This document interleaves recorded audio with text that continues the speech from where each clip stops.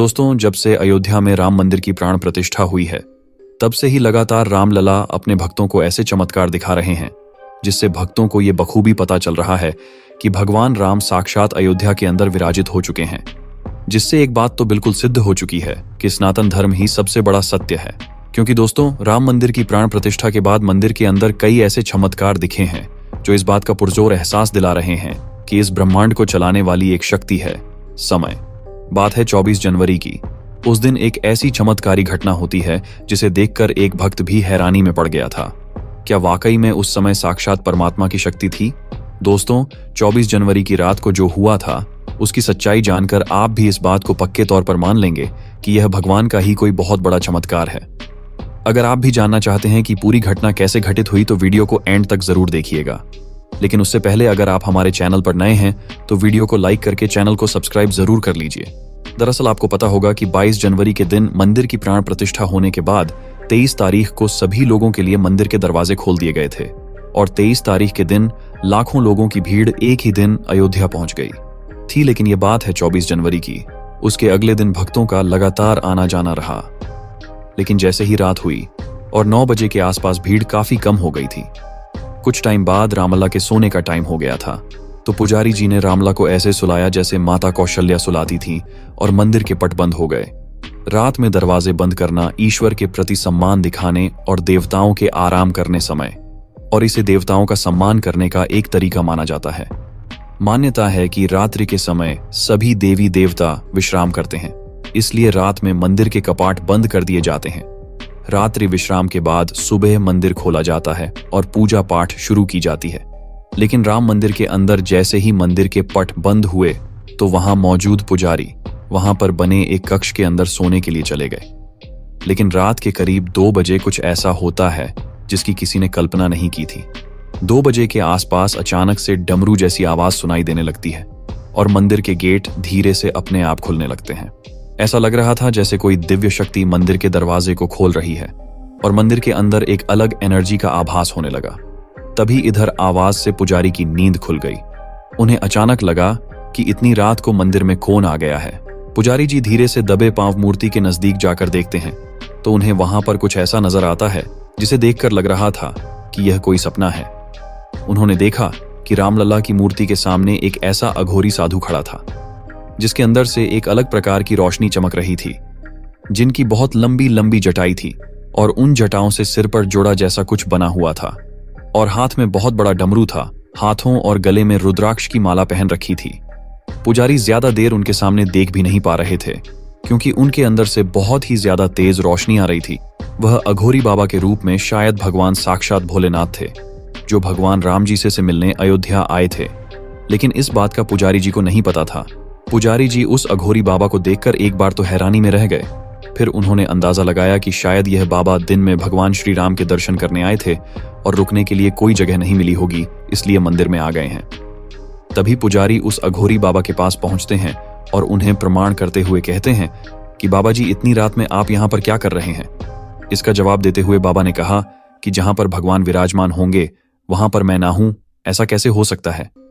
पुजारी बाबा की बातों को ठीक से समझ नहीं पाते हैं।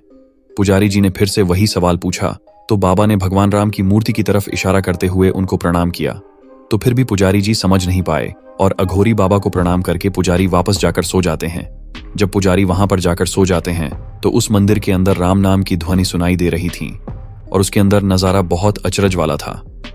दोस्तों, कलयुग में महादेव अपने भक्त से कहां दूर रह सकते थे। उसके बाद रामलला और भोले बाबा वो पल याद करने लगे। बात त्रेता युग की है जब अयोध्या नगरी में भगवान राम जी के 5 साल होने की खुशियां मनाई जा रही थीं। चारों ओर बधाइयां गाई जा रही थीं।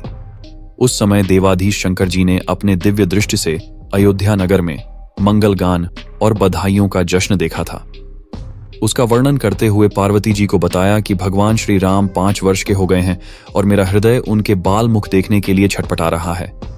मेरा दिल चाहता है कि श्री राम की लीला में शामिल होने पृथ्वी पर चला जाऊं। यह सुनकर पार्वती जी का मन विचलित हो गया और माता पार्वती ने कहा, स्वामी, मैं कैसे रह पाऊंगी आपके बिना? शंकर जी मुस्कुराए और बोले, प्राण प्यारी मैं अपने रुद्र में से एक रुद्र को अपने वानर स्वरूप में भेजूंगा और बाकी रुद्र के रूप में इसी तरह तुम्हारे संग रहूंगा।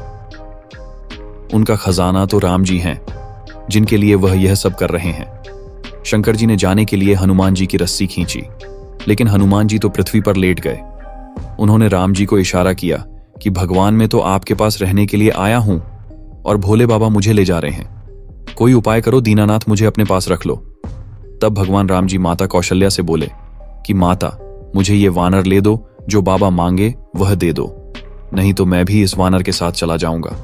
तब महारानी कौशल्या ने कहा कि अरे बेटा राम, तू बावला हो गया है क्या?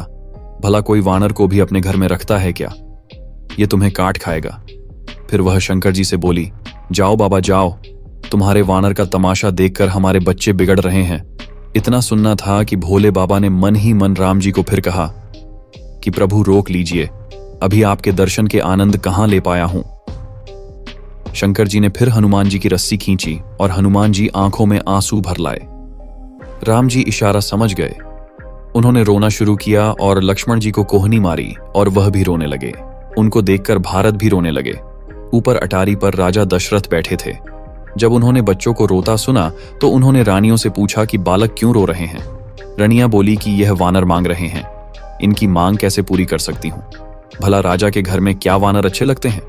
बस महाराज, यही बात है कि बच्चे अपनी जिद पर अड़े हुए हैं और रोए जा रहे हैं। महाराज दशरथ बोले कि मेरे ये चारों पुत्र मेरे प्राणों से भी प्यारे हैं। मदारी बाबा जो लेकर आए हैं उन्हें हीरे मोती दे दो और बदले में यह वानर ले लो। अब राजा की आज्ञा के आगे रानियां भी मजबूर हो गईं और बोली कि सुनो मदारी बाबा, राजा जी की आज्ञा का पालन कीजिए, ये वानर हमें दे दीजिए, इसके बराबर तोल कर सोना चांदी हीरे मोती ले लो। अब शंकर जी की बारी आई। उन्होंने नाटक रचाया और बोले, महारानी क्या कहती हो, मैं वानर बेचने नहीं आया हूं, ये बचपन से मेरे साथ है और मेरी रोजी रोटी का एकमात्र गुजारा है, इसे नचाकर ही मैं अपनी रोटी पूरी कर रहा हूं। फिर शंकर जी बोले कि मैया, अगर तुम झोली फैलाकर मांगोगी तब बिना दाम के ही दे दूंगा। आखिर दुखी होकर रानियों ने झोली फैला दी। तब शंकर जी बोले कि माता, मुझे वानर देने में कोई संकोच नहीं है, लेकिन इस वानर को एक बुरी आदत पड़ी है। तो रानियां बोली कि वह क्या बाबा? तब शंकर बने शिव मदारी ने कहा कि इसको भजनों पर नाचने की आदत पड़ी हुई है, अगर ये नाचेगा नहीं तो बीमार पड़ जाएगा। अब सोच लो तुम्हारे घर में इसे कौन नचाएगा? तब 5 साल के रामलला बोले कि मैं इसे रोज नचाऊंगा, ये मेरी जिम्मेदारी रहेगी। तब मैया बोली कि क्या बात करता है तू, वानर को कैसे नचाएगा? जाओ बाबा, ले जाओ अपना वानर, हमसे यह नहीं होगा। तब राम जी बोले, मैया तुम चाहो तो मैं अभी नचाकर दिखाऊं। लाओ बाबा, मुझे डोरी दो।